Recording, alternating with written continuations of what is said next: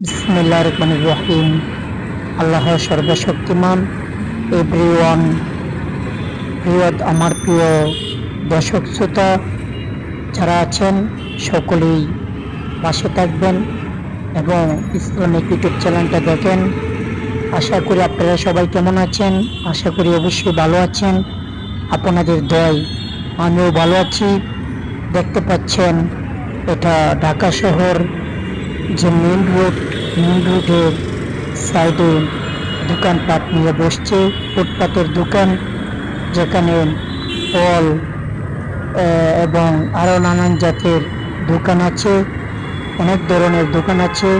এখানে বসে বিক্রি করছে, কিন্তু এটা আইনগতভাবে রাস্তার কাছে কিনারে, রাস্তার সাইডে বসে বাচ্চাটা ঠিক না, এবং আইনগতভাবে রাস্তা ব্লক করে, রাস্তাও করে সেটা দোকানপাট করছে, সেটা আসলেও ঠিক না।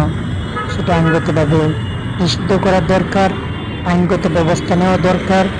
আমি সরকারকে বলে দিতে চাই, সঠিকভাবে, সঠিক নৈতে আইনগতভাবে ব্যবস্থা করেন এবং ফুটপাতে যারা বসছে তাদেরকে জায়গার ব্যবস্থা করে দেন, যেন তারাও যেন ব্যবসা করতে পারে, তাদের ছেলে মেয়ে পরিবার যেন চলতে পারে, ইনশাআল্লাহ।